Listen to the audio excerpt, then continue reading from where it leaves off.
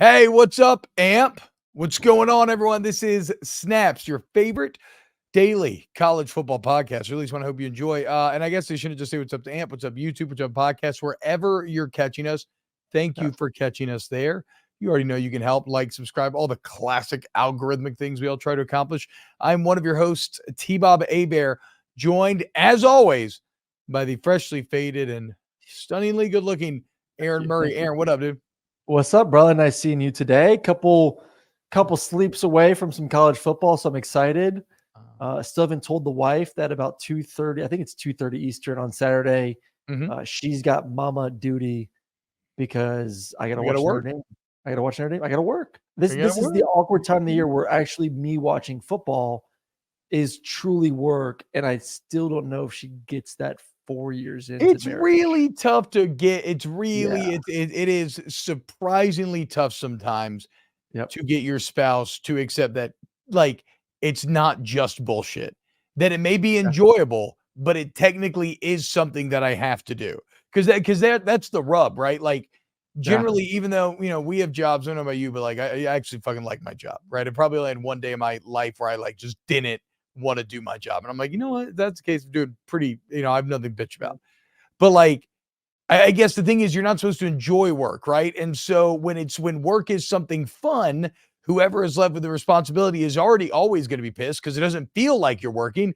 It feels like they're taking care of all the kids and doing everything around the house. So you're just sitting on your ass watching football all day, what you are. But it is technically work. It's like, I don't know, man.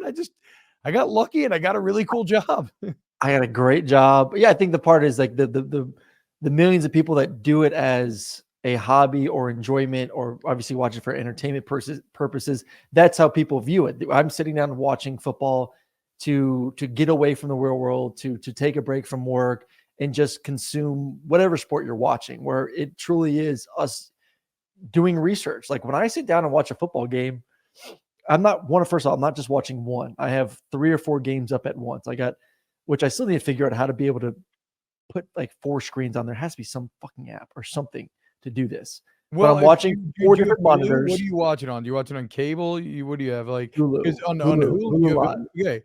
So if you have, I don't know, man, but I think you're on a laptop. If I have ESPN Plus, so can I do 4? So what I'm saying is I have my dual monitor set up, and I will do I usually give the big game to one monitor, and then I do 4 games on 4 different Hulu windows in the other monitor. So even if you bought a couple monitors, you could hook that up to your laptop and it could handle that. And you could have it. But I mean, maybe when watching the TV, maybe hook your laptop up to the TV. I don't know. There's a lot. We'll figure it out. Anyway, regardless.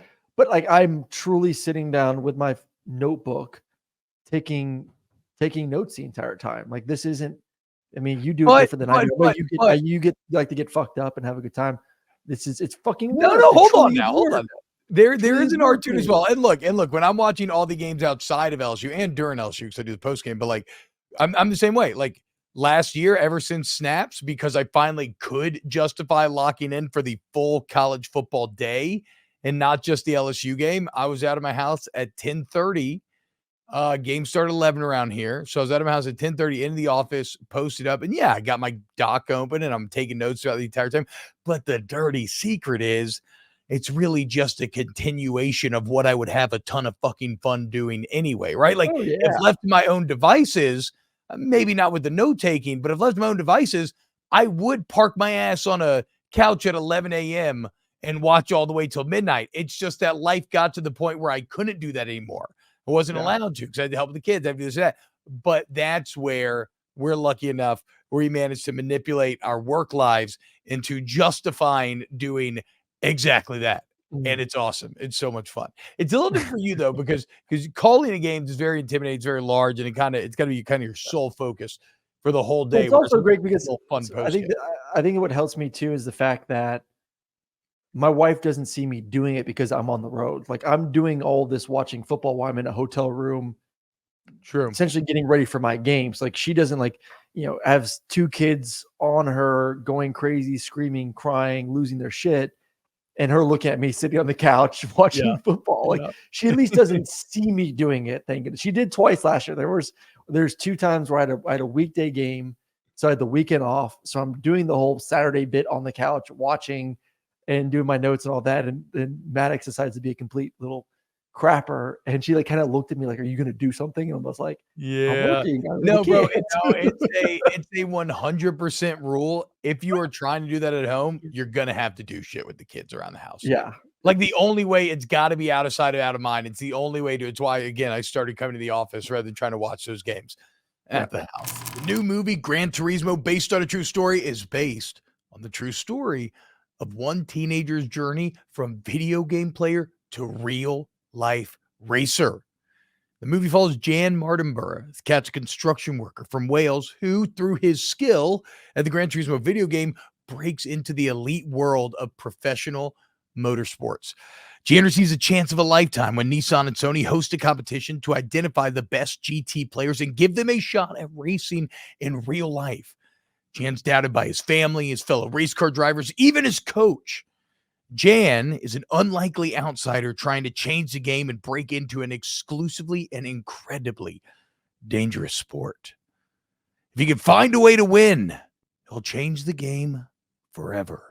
This state-of-the-art movie recreates some of the most famous and dynamic racing competitions in the world in breathtaking sequences that need to be seen on the big screen. Directed by Neil Blomkamp, the visceral action, the sounds, the thrills of the racetrack were brought to life using actual Nissan GTs, drones, and practical effects, all shot with the most sophisticated technology and advanced cameras. In fact, the racing sequences are so realistic that the real-life Jan Mardenborough himself actually served as the stunt driver for the racing sequences. The movie features an incredible cast led by David Harbour, alongside Orlando Bloom, Jaimin Hansu, Jerry Halliwell Horner, and Archie Madekwe as Jan Mardenborough. So what are you waiting for? Go check it out today, as Gran Turismo, based on a true story, is exclusively in movie theaters now. Rated PG-13. So maybe revealing too much of our secrets here. But look, we're excited, man. College football returns this weekend. We'll give you our favorite week zero thoughts. We got a lot to get to today. We'll get to Maason Smith. Excuse me, y'all. Maason Smith from LSU suspended for game number 1. We'll talk about Reggie Bush and his Heisman because the two kind of dovetailed together. We're going to get into a little UGA injury news at an important position, SEC predictions, and then some week zero thoughts. So let's roll in now that we've already wasted too much of your time. Maason Smith, in case you missed it, ruled ineligible, serving a 1-game suspension against Florida State by the NCAA. If this sounds crazy, it's about to get crazier. He is serving a 1-game suspension for being paid for an autograph signing. Unfortunately, this was an autograph signing that took place 2 weeks before the implementation of the NCAA. I want to start this conversation here. I understand it's against the rules. Yes, in the most technical sense, what was done here was against the rules at the time. I do want to point out, though, that I am going to highlight the illogical absurdity, the humorous absurdity of a lot of this. And that, again, while I understand it was against the rules at the time, it doesn't make it any fucking dumber or any fucking smarter, because it's dumb as hell. Aaron, what was your reaction when you saw, and we'll get to the game in fact, what do you think when you saw Maason Smith suspended for autograph signing? Well, the first thing I saw was Maason Smith suspended, and then that was last night. Then kind of today, the news started breaking more and more about exactly what it was dealing with. And my first reaction was, damn, FSU has a chance to win this game now. Yeah. Because I think LSU is the better team heading into this. I think it's a great game. This is going to be one of the best games of the season. You and I talked about this the other day in the sense of it was so sloppy last year. It's going to be the complete opposite this year. This is going to be a clean, at least I'm hoping so, a clean, well-run, competitive football game from start to finish that may go down as a top 5 game of the season, may go down as one of the most pivotal games of the season for playoff implications. I mean, that's how good this game means. That's how much this game means to both teams. But I still thought LSU, and think LSU is the better team heading into this. But when you lose a key piece of your team, especially when what's LSU missing right now? LSU doesn't have a lot of confidence in the secondary. Well, Maason Smith, he clears up a lot of those problems because he can dominate the line of scrimmage. He could be a complete nuisance getting after the quarterback. He can make a team one-dimensional by stopping the run, which obviously the best friend to a DB is a great defensive line. So you take out one of the best defensive linemen, if not the best defensive lineman in college football, that impacts an entire defense, impacts an entire football team. So for me, I'm jumping up in joy if I'm a Florida State fan heading to the game.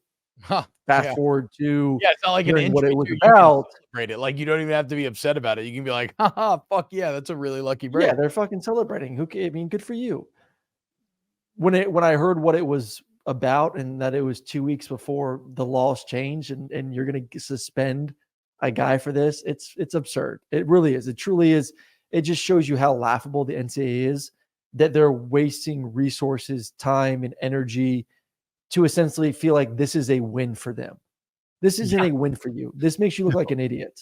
Like T-Bob alluded to, this was 2 weeks before the rules change, and you're going to go out there and, put your flag in the ground and feel like you're almighty and bad by suspending a kid for one of the best games of college football season. That's what I'm saying. And in a sport that is so blatantly, clearly about the money, kids are making hundreds of thousands of dollars, millions of dollars in the most extreme cases. You're suspending, like, you couldn't even choose which game you got to suspend in here, right? Like last year with Keyshawn Boutte, I think you were allowed to choose. Like why such a hard line when so much else has softened around the NCAA is the thing that makes just absolutely no sense. And so if everything is about the money, everything's about the TV product, and what other sport would you take one of the top 2-3 players in the game off the field for something arbitrary, where you could have done it against New Mexico State and would have mentioned the exact same thing? And I want to be clear. I don't want to sound too much like an LSU homer here. I was already terrified of Florida State. Like, I already thought it was a true coin flip game. I think the Florida State receivers are going to have a big advantage. You nailed it. Your breakdown of the symbiotic relationship between coverage and rush, right? So make no mistake, like, this makes me think even more that Florida State might win this game, maybe even will win this game. Maybe I give them the slight edge now even. But I guess that's all to say that, like, I hope you can still appreciate that even if you label me a homer, that it feels a bit fucking crazy for him to serve this 1-game suspension for this in this game after losing an entire year to an ACL injury. Like, also, can we not just come together and be adults and be like, look, like, does time served not exist? Like, such a hard line on non-existent rules. This is the hill you're going to die on. You can't say, you know what, it already sucks. This kid lost an entire year, a week, a series into the year last year. But no, that's not enough. We have to tack another game on top of it. It's I think some LSU fans want to see the line moved a little bit more. It's kind of like, whatever, I don't care. But it's just again, it feels like some upside down Alice in Wonderland Mad Hatter bullshit that you're planting your flag in this place that just doesn't exist anymore. No. Line, I believe the line, someone could correct me. When we looked this morning, it hadn't moved. Did it move? It was I mean, I feel like a week ago it was like around a 4-point difference. It's I've been here 2.5 for a couple weeks. I thought I've been here 2.5 for a couple weeks, but I thought it was over a field goal. I'll say this. The only thing is, or you know what it feels like to me, this happening? Do you ever watch The Walking Dead, Aaron? First couple seasons, and then kind of faded. It doesn't really matter. It's basically, this feels like the zombie hand from beyond the grave, right? Like in The Walking Dead, there's a few moments where the survivors finally seem to have made it. They've created a new society. They got high walls. They're growing crops. They're not cannibalizing each other. Maybe they're not even battling like another group of humans at the time. They've made it. They've stabilized. And then they're walking through the woods, and some half-rotted zombie that's been fucking laying there for years and had all sort of leaves cover him up just kind of rolls over and bites you on the ankle. This fucking lazy-ass zombie that can't even walk anymore. It doesn't even have legs. It's just been sitting there doing nothing. But you stepped a little too close to it. It smelled your man flesh, and it just leaned over and bit you, and now you're fucking infected. After everything you went to. What happens if LSU just plays them? So that's what I was kind of thinking, but I don't I think. mean, I like, don't what think, happens if I don't LSU think just like, Frank really listen, wants it's to. your joke. We'll I lawyer up, and we're playing them. What are you going to do at that point? Can I the think NCAA do anything? I think the LSU pushed that envelope so hard during the Will Wade saga that maybe Scott Woodward wants to take a different tact, since I was kind of pre him, maybe kind of like. But I mean, I feel you, right? I'm also Maason Smith cooperated with the investigation He fully. did. So yet another example. Never cooperate with the NCAA. It only Yeah. gets you fucked every single time. So yeah, look, I feel like LSU is already going to have to win a shootout, because I felt like the FSU receivers are a massive advantage over the DBs. Yep. And yeah, now I feel that even more. So Jane Daniels, Malik Neighbors, let's get it going, dude. It's gonna be fucking. It's gonna be some fireworks both sides. I mean, this game is gonna be. What's the over under at this point right now? The under did 57 move. and I a think half. the under did go like 3 or 4 points up or something like that. Okay. Mm. Maybe not 3 or 4, but there was Kinda some like the movement. over in this one. I was so good at unders last year. I got to get back in my under train again. If Unders my apparently. bookie would book some bets for me, but other than that, say that for next week. You know, I'm not doing it. I actually gambled away all your money that I never I saved. kind of feel like you did gamble away on my fucking money. You probably think I You bet. did.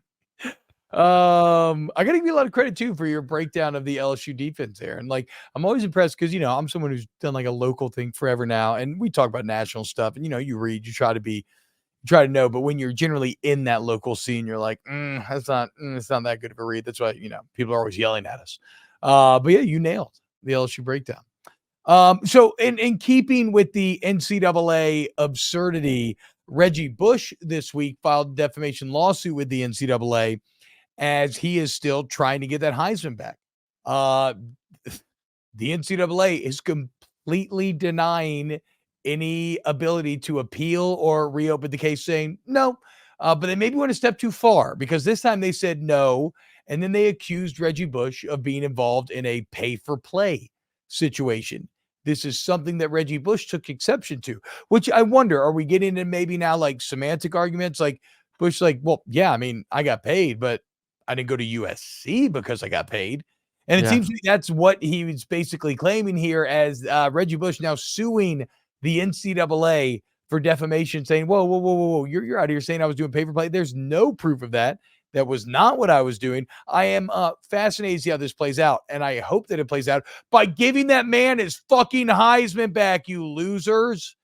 Listen, if you're not going to take Manziel's Heisman away after that documentary of him blatantly saying, yes, I was out here getting paid hundreds of thousands of dollars doing signings, then give Reggie his Heisman back. You can't just allow one guy to tell the world that he's getting just broken off for his entire college career, and the other one doesn't get to have his Heisman. All of his records are stripped. You're right, Aaron. Like, the only reason why they're not taking Manziel's is because they didn't commit hundreds of thousands of dollars to investigating it. Well, they don't have to investigate. No, that's what I'm saying. You have to paid it. There's no investigate. The only investigation is pay $9.99 for a Netflix account and go watch it, and then you get everything you need. He said it. You don't need to spend money. Manziel told you to your face, I got paid.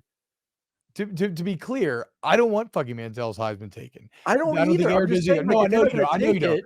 But we're pointing out the absurdity. It's laughable. It's fucking mind melting in how dumb it is. You know who I keep thinking about, and the detail that jumped out of the Reggie Bush article when I read it, and it just stuck with me. It just they said the investigation took 4 years. 4 years. Can you imagine being the fucking asshole who every day for 4 years woke up trying to fuck Reggie Bush, as Nick Saban's out here dropping bags for players, getting Chargers, LSU's out here paying for players, Georgia, everybody's out here paying. Everybody's out here paying. Fucking John, it was 2010 and 2014 when the investigation took place. Fucking Johnny Manziel's playing. Like, you're such an ass. You are sitting here and you're not dumb. You're not dumb. You probably actually know more about the seedy underworld of college athletics than any of us do. And so you know what's all going on, yet still your entire job is to fuck this dude who doesn't play anymore. Yeah. It doesn't matter anymore. Did you ever watch Boardwalk Empire? It has No. major Michael Shannon and Boardwalk Empire energy. If you've seen the show, you'll know what I'm talking about. Just, I mean, I would be depressed if my job was prosecuting something that was so clearly going on everywhere. It's just such a pointless job. You had a good point. And I'm a sports talk host. Like, that's the ultimate pointless job. Play. He just had to be. He was a badass player, and people wanted to give him some money for being an awesome player for USC. That's it. Yeah. No, I mean, look, I think with Manziel. NCAA, go fly a kite. Fuck out of here. They got it. I think we're getting to the point now, honestly, with these, especially with the mega conferences. I mean, like, does the Big Ten and the SEC truly need the NCAA? Probably just not. Leave football alone. Yeah, just leave football alone. Well, I've said before, football needs its own thing. Football needs its own governing body that solely focuses on how can we make college football better 365. There's not enough resources right now. There isn't. This game it's too big. It's generating too much money. There's too many issues going on for the NCAA to give it enough attention that it deserves. This is the favorite child. Let's just admit. I know you want to tell all your kids that no one's the favorite child. Football is the favorite child. It is. It brings in the most money. It's the most talked about sport. It generates more. They like the basketball tournament. Remember, because they don't have the playoff. Oh, yeah. They got the basketball tournament that makes them a cool Billy. So it does. They like your little brother a little bit, quite a bit. They do like little brother, but the little brother, I mean, he shows up every now and then, and he's a good boy. But it's not like a 365 thing. It's not. It's a 1 month thing, 2 month thing. So let's just send the favorite child to a really good boarding school where he can be taken care of and focused on all year long. Okay, so I do want to, we're about to talk some Georgia, and I want to offer a little PSA on snaps. I don't think I did it here yet, but the other day I clowned Carson Beck's flirting energy. And what I did not mention is that if any of my college age flirting had ever gone public, it would have been way more beta, way more weak, way more cringe, and way more laughable. So just know I'm throwing stones, but I am throwing them from glass houses. I just wanted that off my chest because I felt a little bit like an asshole because it's funny. The flirting was indeed weird and pretty, backup quarterback energy, and hopefully that's changed. But again, I was way cringier. So just know that. Now, the Georgia story that we need to get to today is that of Branson Robinson, as following a knee injury during camp, a non-contact injury, the absolute worst. Georgia running back, former number 1 running back in the nation in 2022, Branson Robinson now out for the year. And then look, you got Joe Milton out there hurting with a hamstring injury. He's not fully healthy right now. They said former 4-star Andrew Paul's coming off a torn ACL. So that's a room area where it looks like maybe some injuries starting to stack up a bit. How concerned should dog fans be with the loss of Branson Robinson? I think a little bit concerned because this is we talk about LSU weakness being a little bit of the DBs, and will that bite them in the ass a little bit at some point this season?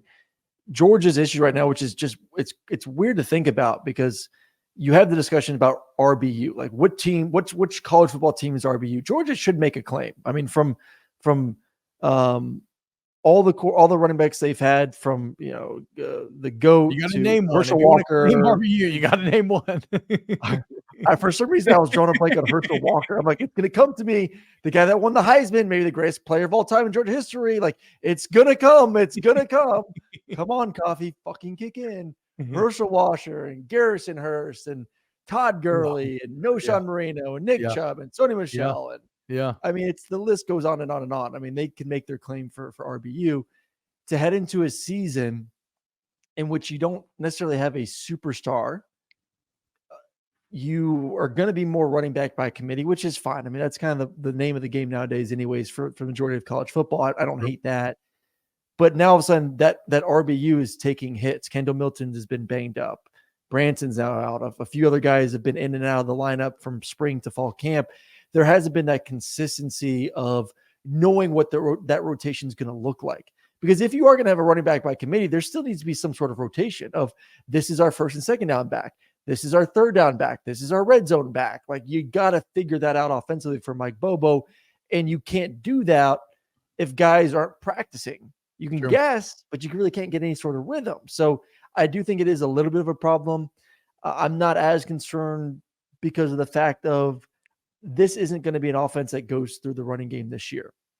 This is an offense that has the ability to throw the ball because of Carson. We talked about this the other day a little bit. What they brought in this offseason with Dominic Lovett and Rah and having McConkey and Arian Smith and Brock Bowers, and now having a guy that can push the ball vertically down the field with Carson Beck. This is an offense that's going to want to throw the ball 60 to 40, I would guess, at the end of the day. It's going to be about 60-40. So that makes me a little bit more, okay, it's going to be okay. Kirby did say this. He specifically said this will not change the run-pass ratio, which I thought was kind of an interesting quote. The run-pass ratio is going to be set no matter what. Yeah. And then 2, this is the best offensive line in America, or top 3, whatever. You put Michigan there, you can put Alabama there. I don't care. Top 3 offensive line in America. These running backs, LSU, because of the passing attack, are going to get light boxes. So they're going to have to play 2 high safeties because they're worried. What defense is going to want to leave a linebacker or safety one-on-one with Brock Bowers? Probably not a lot of times. So you're going to get a light box with a great offensive line. You're going to get 3-4 yards before you get touched more times than not. So you really don't need necessarily a superstar to be able to do that.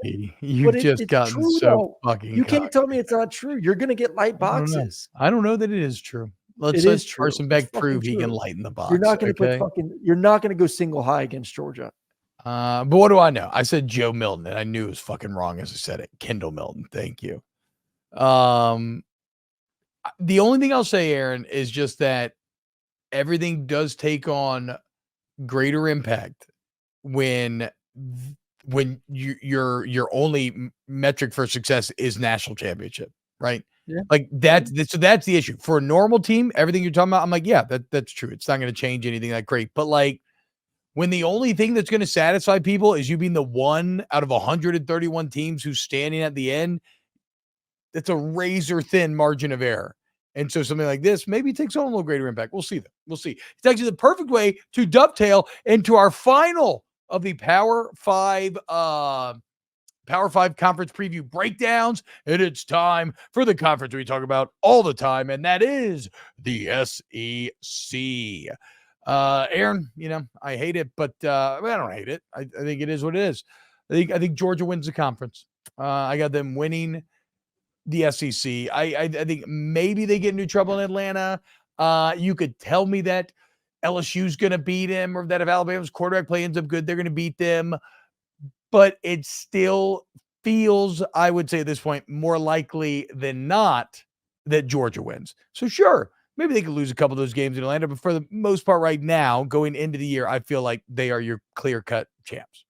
Yeah, I think they have to be for everyone with what they return. And I could see from 2 years ago to last year, maybe a little bit of a being hesitant, because it's like, okay, they won it once. Can they rebuild? Can they redo it again? They lost so many guys to the NFL draft. Well, they did it again. So that kind of then qualifies Kirby Smart even more in my books. And plus they did even better. They went 15-0. And then after that season, heading into this season, the turnover is nowhere near as drastic as it was the year before. You return a lot of starters on both sides of the football. You return your starting linebackers. You return the majority of your secondary. You return your offensive line. You return your receivers, your tight end. This is a team that didn't get crushed by the NFL draft last year. And then the areas that they needed to improve on, one, they already have incredible depth there. And 2, they went out there and into the transfer portal and brought guys in. So I thought they won the offseason besides the off the field issues. But when it comes to just personnel, they had a hell of an offseason. So you give them the benefit of doubt that, okay, everything that returns from last season, as long as they don't get in their own way with injuries, knock on wood, which is already hurting them a little bit right now, as long as they can stay healthy, they should be the favorites, not only win the SEC, but everyone's favorites to win the national championship as well. So yes, I don't know about that. I didn't say that. Hold on now, boy. I didn't don't put words in my mouth. I ain't saying national championship. I think most people have them as the team. One of 2 teams to win the national championship. Fine, put Michigan in there if you want. One of 2 teams that are probably the 2 favorites to win it. Bruce Feldman's top 3 that he just dropped. Michigan, LSU, Ohio State, Georgia. How about that? I think Colin Coward has if I say Colin, since we're on the snaps, do you think people Yeah, you can say understand? Colin. What do you mean? Yeah, it's a No, pop I'm saying, Colin. do you think people would understand me? I'm referring to Colin Yes. Coward. I think honestly, and maybe you could accuse me of brown nosing here. I'll take it. But I think you say Colin and people know. Like, I don't actually think you need it. I don't know You if could any say like say herd. I mean, you Papa say the Colin. herd, cowherd. You could, Yeah. no. I think if you say Colin, people know, but not just because we're on the volume. Like, I think people just know. Okay, whatever. Colin has LSU, Michigan, and Michigan Yeah. winning it all, I believe. Yeah. Yeah, because Colin knows what Not he's fucking everyone. doing. You I got to think if generate heat. Okay, you chalk is polled boring. more media, I would say more than 60% would have Georgia winning the national championship. Yeah, which is a bad sign because that never happens. The team who's number one preseason never ends up winning it. Not in the AP poll, at least. Only twice in the last 27 years. I think it's happened a couple times. What? Yeah, Yeah, a couple times. Yeah, 2 out of 27. That's what happened. Just like a three-peat. Okay, fair, fine. T-Bob. You're right. Hoisted on my own petard. A technical truth. I apologize. You are correct. It has happened. It can happen. LSU predictions. I mean, the problem with the SC predictions, we've talked about this so much on this show. We think LSU wins the West. Yep. The Florida State game, as concerned as I am about that, it doesn't matter towards winning the SEC. I think their starting line quarterback situation is way better. I think the question with LSU is if you do lose to Florida State week 1 because of this, say you drop one along the way, but Alabama still loses to SEC. Say you lose in Tuscaloosa, but somehow Alabama still loses 2 games in the SEC. So we're just going full fucking fairy world. All right, yeah, hit me with that. go full fairy. Or fucking say LSU beats Alabama but loses to A&M. It happened last year. Yeah, there we go. Yes, that's there real. you go. That more digestible for you. You're 10-2. You go into Atlanta. You beat Georgia. Is LSU in the playoffs? Are they the first 2-loss team to make it to the playoffs? Can you make the excuse we lost to Florida State, who won the ACC without our best defensive player, going to be a top 5 pick in the NFL draft? I mean, maybe. I don't know, bro. There's so many different variables at play there. Yeah. I would say maybe because, like, does Florida State win the AC? What if Florida State goes on to struggle? Then that loss looks worse. Or does the loss look great? Like, I would say this. If LSU loses to Florida State without Maason Smith, then I don't know if they're going to win the West. Which maybe sounds dumb because they literally lost to Florida State without Maason Smith last year and then won the West. But it's just one of those deals where or let's say maybe they can still win the West. I don't think they're national title contenders if they lose to Florida State. Like, if they're truly national title contenders, they should be able to overcome the loss of Florida State or lost Maason Smith. Go back to Georgia last year versus Missouri, and I know they pulled out in 1, but Jalen Carter goes out in the first or second possession, and Missouri almost beats Georgia, and we're like, oh my God, is Georgia good enough to win a national championship? No, there's some they almost just lost to Missouri. Where they really struggled without Jalen Carter. What's that? They really struggled without Jalen Carter. There's like interesting rush numbers where like the rush defense just fell apart without him. That's what I'm saying. Like, there are certain guys that are top 5 NFL pick guys that can change an entire football game. And I do think Maason is that guy where that defense could look completely different having him and not having him. I agree. The only difference from last year when he got hurt to the single game suspension is you no longer think he's the best player on your team. You got Hercules, Harold Perkins, who you're just kind of. But Perkins can't run free without Mason Taylor eating up some double teams as well, though. No, I feel you, but look, I mean, look at last year. Mekhi Wingo, all he did was make himself into an All-American interior defensive lineman, right? So I just mean that you feel better than you did. Like last year, it felt like you lost hands down the best player on your team, losing Maason Smith. I think it's more digestible. I think if you're really a championship team, you should be able to beat Florida State without him. And that's no disrespect to Florida State. I just think Florida State's a top 10 team. I don't know if I think they're a top 5 team yet. I disagree. I think if you show me, week 2, I guess not week 2 is Grambling State, whenever they have their next big SEC game, if they can win that with Maason Smith and look pretty good. Like week 3, they're at Mississippi State. They go dominate Mississippi State week 3 with Maason Smith, even if they lose to Florida State, I'm like, okay, now we can fully see what LSU is capable of doing. yes, that looks like a national championship team. We'll see. We'll see. I don't think. I get it. I have trouble. I have trouble. I have trouble. Yeah, I guess it goes back to the margins. You're right. Maybe not having Maason Smith, that is enough. When the expectations are so high and the opponent's so good. So we'll see. But we think LSU wins the West. That's fair. So Georgia East, LSU West, Georgia wins the SEC. So you think Alabama's what, 10-2? Lost to LSU. Who else do they lose to? Texas. Okay. In Tuscaloosa? In Tuscaloosa. So they lose to LSU and Texas in Tuscaloosa? Mm-hmm. Oh, boy. Bad year in T-Town. That feels impossible. The same way it feels impossible to win 3 national champions or 3 national championships in a row. Like, that just does not. I don't like that at all. I think A&M's good enough to beat A&M's good enough to beat them. A&M's obviously proven to us that they can beat Alabama. They beat them 2 years ago. They lost by a freaking 2-point conversion last year. Was it 32-31? Like, and they have to go to A&M this year. And I think A&M's the best A&M we've seen over the past 3 years too. Well, maybe. We believe they could be. Yes, I think they could be. Roster wise, they're the best A&M version of themselves they've been over the past 3 years. And look, the reasons there. I'm just fascinated to see after talking to Coach Mullen, especially if Alabama's going to lean into this Milroe idea. And how dominant do you get when every week teams are preparing for spring? Yeah, but it does become an advantage, right? Like when you think about stuff like video games, right? Like you used to play League of Legends all the time. And, there's always the idea of the meta. Like, what's the meta? And the meta is like, okay, what are the accepted best practices right now? For football, the meta would be like spread offenses, right? And 3 down fronts and a little bit of lighter boxes as you look to combat the spread. Well, what happens if somebody fucking rolls through with a tank? Can you adjust when it's something you're not preparing for as much? Like, does Alabama gain strides by going off meta, run heavy? I don't know. We'll see. I mean, look at the SEC West. I mean, and even look at Georgia for how spread out these offenses have become. Georgia's a bit off meta.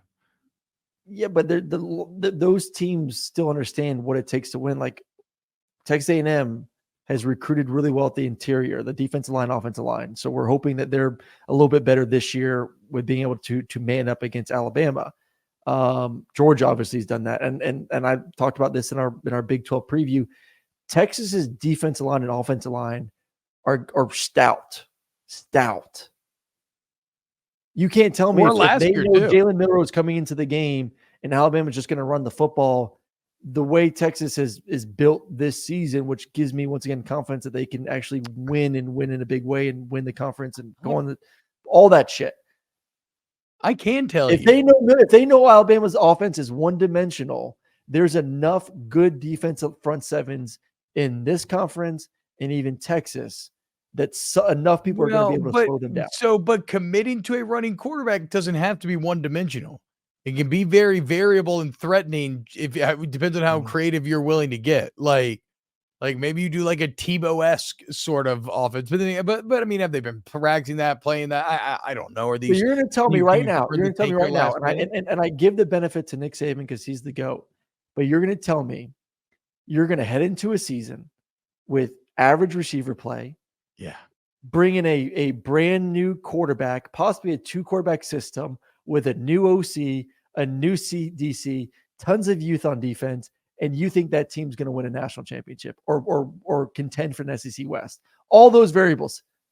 If you take Nick Saban out of that equation, you're telling me all that shit is brand new and it's going to automatically work. Yeah, and guess what? If you fucking turn off the sun, the earth dies. Like, you can't just take Nick Saban out of the equation. That's the entire fucking point. In it. Whatever. I don't care. Keep Nick Saban that's in it. my point. That's my point. Yes, it is Nick Saban. It's exactly what I'm talking about. Way too much new. They replaced both coordinators in 07, and then did they win the Natty in 08? Or is that when they got close? Maybe they lost to Florida. No, they lost to Florida, I think, in the SEC championship in 08. Like, I don't know, man. If anybody's going to do it, it's that evil motherfucker. You're creating a completely new identity on offense. A completely new identity on offense without, I would say, elite playmakers right now. Run the damn ball. You know what's easier than pass blocking? fucking run blocking, okay? Just fire off, double team, and run the fucking ball. That's what I'd be yelling if I was an Alabama fan. That's all Run you it. can do this year. I want to throw it. I want a 20-80 pass to run split. Full You're off gonna get meta it. quarterback run tank Get mode. it. Just fucking put Hell him under center. Come on. I want Alabama to come on the wing tee to Yes, start the season yes, off. Just yes. I hope give him a wing Alabama tee. somehow installed the wing tee and nobody caught wind of it, and Let's they go. come out. It'd be so bad. Just secret meetings, baby. Um, Secret meetings. surprise SEC team, Aaron Murray. Surprise SEC team. I think Ole Miss is going to be damn good. I'll give one on each side. I think Ole Miss is going Ole to Miss be a good one because they were good and then feisty. they failed so hard at the end last year. So hard. Yeah, but their schedule also lined up nicely for them to have a lot of success early, and then they just kind of tailed off when they started playing. Yeah, but we more still competitive thought teams. they were good. You know what I'm Yeah, saying? yeah. Like we I still think thought I they think were legit. I've said enough about how I feel about Jackson Dart. I think Jackson Dart's going to have a monster season. You got the best running back in the country in Junkins in the backfield. You got weapons. You got Lane Kiffin as the OC. This offense will be amazing. I think the defense, the new structure will be a little bit, hopefully, more physical at the line of scrimmage than kind of what they've run in the past, where it's kind of, we'll just hope our safeties can come downhill and be able to stop the run. Just not a big believer in that in this league. It can work in the Big 12. It ain't going to work in the SEC. So they'll be more physical at the line of scrimmage, be a little bit more ready to give themselves an opportunity to have success on that side of the football. So I think Ole Miss is a team that could give teams issues this year. I like them as my surprise. And I don't know if you can necessarily say Kentucky's a surprise in the West, but with Devin Leary at quarterback, with what they have at receiver, with the running back situation, they're able to improve in the offseason as well through the portal. I think Kentucky is more than capable of being a number 2 team in the SEC East this year, being a 9-10 win football team. So I would say that's somewhat of a surprise.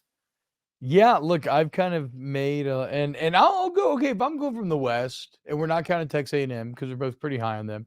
Yep. I like Mississippi State more than everybody does, opposite of Ole Miss. I mean, we all know your Will Rogers bias is out of control. It's unreal. I get it, bro. But records are made to be broken. But no, I think Mississippi State returns a lot of defense. We kind of talked about it before. Zach Arnett's the massive question mark, but 9-4 last year, 13-10 defensive bowl win over Illinois. I love. Oh, why am I blanking on his name? The OC from App State, Kevin Barbay. Yep. I think Barbay, sneaky, really effective OC when it comes to quarterback play, passing the ball. So like all of a sudden, it is a team that went 9-4 last year. A lot of returning defenders, got the quarterback back with a good OC. Like that's a recipe that if it didn't have Mississippi State attached to its name, you'd probably feel better about it. So I'll go Mississippi State there. From the East, yeah, I mean, I've come around to Kentucky, man. I hate it because I don't hate it, but I've kind of made a lot of doubting Kentucky last year. But the Liam Cohen and Devin Leary combination is enough to bring me back into the fold. And sometimes with these teams, the teams that we think are going to be their best aren't. The teams that you doubt are. And that could be kind of Kentucky this year. So I could say I think Tennessee's clearly. We should talk Tennessee real quick for a minute. I think Tennessee's clearly going to finish 2 in the East, though. I'm not giving Kentucky that, but Kentucky. So you don't think Kentucky has a chance at all, even with Devin Leary? You're a big enough Joe Milton believer that you think, where is that game at? That game, I think Tennessee's arrived. Is in Kentucky. I think Tennessee's arrived. I think Tennessee's going to start working on catching up to the big boys. But I love Tennessee. maybe I think I'm wrong. I wouldn't be. Remember, who was the first to tell you that Tennessee was maybe the 3rd or 4th best team in the nation last year, though? We did it during that little whiteboard game we used to play, and everybody thought I was crazy. And granted, I got 99 other things wrong, but I remember getting that one thing right. Okay, so I've been telling you about die Tennessee. in that sword, T-Bob. You die in that sword. I know this is going to be some incredible take right here. I apologize. I wouldn't be surprised if Tennessee wins. I wouldn't be surprised if Kentucky wins that football game. I think they're both. I know this is just incredible take. I like both. I'm just going to be honest. I like both teams. I like both teams a lot. I wouldn't be surprised. I'll pick a side. I will give Devin Leary and Kentucky the edge in the football game over Tennessee. If it comes down to who's gonna be number 2 in the SEC East this year, I'll give the edge to Kentucky. Okay, I'll give it to Tennessee. I would not be surprised though. Is the ultimate sports talk veteran move for I need to make sure that I cover my bases so that whatever works out, like I can at least say that I wasn't surprised. Yeah. I at least kind of saw it. I at least kind of saw it coming a little bit. I don't think that's Kentucky. I think it's clearly Tennessee, and Kentucky's third. Maybe. I think South Carolina's maybe third, but Kentucky could surprise get third. All right, that'll do it. With that, the Snaps Power 5 preview is officially complete. Let's touch on a bit of week 0 here at the end. Coming up this Saturday, I'll give the times in Eastern time. Coming up this Saturday, Navy versus Notre Dame in Ireland, 2:30 p.m. Then you got UTEP at Jacksonville State, UMass at New Mexico State. Those games are 5:30 and 7. Ohio at San Diego State, also at 7. Hawaii at Vanderbilt at 7:30. Okay. San Jose State at USC at 8 on the Pac-12 network. And little FIU at Louisiana Tech, 9 p.m. to end the night. Top thing you're most looking forward to from college football week 0? How do I get the Pac-12 network? That's what I want to know. Yeah. Can I have to pay for it? Can I watch it? Go to crackstreams.com. No, I don't know. It's fucking absurd. I mean, it is. There's some really comical things being done with week 0 and 1 when it comes to certain teams being on, networks / streaming. I just don't get it.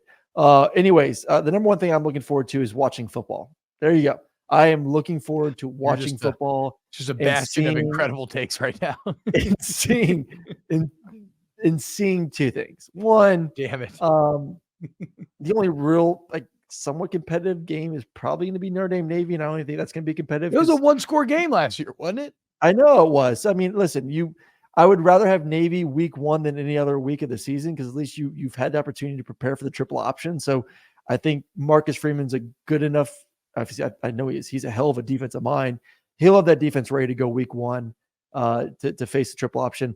Sam Hartman, man, I'm just excited to see what this offense can possibly be because Navy returns a decent defense. They return the majority of their defense on that side of the football. They're not some slouch. So if you're not ready to go, they can make you look kind of blah. I want to see Sam Hartman and that beautiful beard in a Notre Dame uniform and in the golden helmet come out there and put up 45, 50 points. If they can do that in week 1, I'm like, okay, Notre Dame, maybe you're kind of legit this season. So you finally got there. That is the most interesting part of this weekend is Sam Hartman and that Notre Dame offense because we are going to run into overreaction Sunday. And if Sam Hartman, Notre Dame's offense looks incredible, all of a sudden you'll be inundated with a week worth of national conversations about whether or not Notre Dame's a playoff team, blah, blah, blah, blah. Yep. If Notre Dame goes there and falters, looks bad, maybe even loses the game, well, then you're going to be treated to a week of Marcus Freeman is not that guy. Second year in a row, you fucked up out the gate. Sam Hartman, Tommy Reed, blah, blah. It's going to be all negative. So a ton on the line for Notre Dame. Also a bit of a thematically appropriate game. As you have Prince Eric, our guy Sam Hartman, sailing over to Ireland to fight the U.S. naval forces, the Fighting Irish against Navy, Ireland versus America, a geopolitical clash that we've been waiting to see for hundreds of years. I cannot wait till 2:30 this Saturday. We're going to find out. Nobody spends more on defense spending than America does, that military budget. We're going to find out if it's worth all that or if Sam Hartman and the Irish can pull off the upset, foreign upset. The second thing I'm most excited for, actually, Vandy's my third. Second thing is Caleb Williams. And it's actually it's USC's defense. Even though I think they're in an awful spot where the San Jose State game means nothing to me. The defense looks great, good. Nobody's going to give a fuck. But if that defense looks bad, again, overreaction Sunday, it's going to be Alex Grinch sucks. These transfers are just high school stars. They're not good college players. Lincoln Riley's not willing to make the moves that he needs to. What will we learn about USC come Saturday? San Jose State's not that good. So not a lot to be gained, but a ton to be lost for the Trojans. They're not. Yeah, you're significantly better. I want to see, for me, for USC, I just want to see better fundamentals, plain and simple. Can you just do the little things correct? Can you tackle? Can you get off blocks? Paint your nails? tackle. That's it. Just tackle. Honestly, that's it. If they show me that they can just tackle and wrap up a ball carrier, I will feel better about them this year than I did last year, where it just seems like they were allergic to making any sort of tackle in the open field. So that will be a big plus. We know the offense is going to be great. Like, let's just be sure. The offense this year will be great. I'm not going to be watching to reassure myself that Caleb Williams is the best player in college football. I'm not going to be watching to see, does he have a shot to win back-to-back Heismans, or is he the number one pick? You will I be know watching he to is. see We if all he, know if he he is. We've paints seen his enough of Caleb nails, Williams though. to know that. What's that? You will be watching to see if he paints his nails, though, right? I know that I will be you got watching very to see if hung he up paints on his that. nails, and I will be watching, can this defense tackle someone? So that is somewhat important. And then Vanderbilt, Hawaii, man. What? Let's go Vandy. Let's make a bowl game this year, Vandy. Clark Lee, year 3. You're 1 game away last year. Your schedule sets up nicely for you to start the year off hot once again. Big win the first one, though. Got to win the first one. Can you I do feel it? like they ended with some momentum last year. I think the Florida win was pretty late in the year, Yeah. and they end 5-7, so barely on the edge of the bowl game. Like, this is a golden opportunity, like you said, for Clark Lee to continue to build off that momentum. I'm really excited to see AJ Swan. It's kind of funny when we did our SEC quarterback ratings. I forget that AJ Swan just gets lost in the sauce a little bit, but as a true freshman, 10 touchdowns and 2 picks, 1,200 yards, got a good big body. Like, splitting time with Mike Wright too last year as well. I mean, Mike Wright was a starter. bro, why did Mike Wright transfer to Mississippi State? Who knows? Why would you transfer to a school where fucking Will Rogers is quarterback when you're a senior and you're a quarterback? It doesn't make any sense. Why would you leave Oklahoma State as a 4-year starter to go to a school where the incumbent is? Well, I at least think that Lane Kiffin was telling Spencer Sanders, like, look, I think Jackson Dart sucks. You're going to win the job. And then Jackson Dart just proved Lane Kiffin wrong. Like, how the fuck did Zach Arnett recruit Mike Wright? Like, what is the pitch? Well, what's the pitch? What pitch is what is more believable? I mean, I would say, yeah, come to Mississippi State where we have an SEC record-setting quarterback. Yeah, you have a chance. But he's a senior. He's going to have to sit behind him, and then he's done. Year though. He could play 2 more years if he wanted to. Oh, okay. Yeah. Okay. I feel that. I forgot about the COVID year. Always do. Rookie mistake. But yeah. So anyway, whatever though. We're losing thread here. The point is, let's go, Vandy. Okay, take care of business. Beat up on Timmy Chang. Shout out to the legend. And get a little SEC momentum. Get a little bowl game momentum. Let's go, Clark Lee. Come on. Yep. See how beautiful Vanderbilt Stadium looks right now with all the construction. You see that ugly duckling turns into AJ Swan. Yeah, and a beautiful AJ Swan. That'll do it for today's show. Just a perfect note to end the show on with that joke, T-Bob. Great job. Everybody's very proud of you. A huge thank you to Pat Gunther. No thank you to Ryan Brumley. He wasn't here today. So he basically didn't do anything. We give him no thanks. But a huge thank you to Adam Grassi, Chris Tran, Danny Cardenas. Big thank you to you, Aaron Murray. The biggest of all thank yous is to everyone who listens and shares and tells your friends about it and help us grow the show, because we love doing the show. We want nothing more to continue to do the show. Thank you to Cowherd and the Volume for having us here. Remember, youtube.com/@volumesnaps. You can just Google Snaps Podcast, get it wherever you get your podcasts. And we'll be back with more snaps next week after week 0. Let's go, boys. We'll see you then.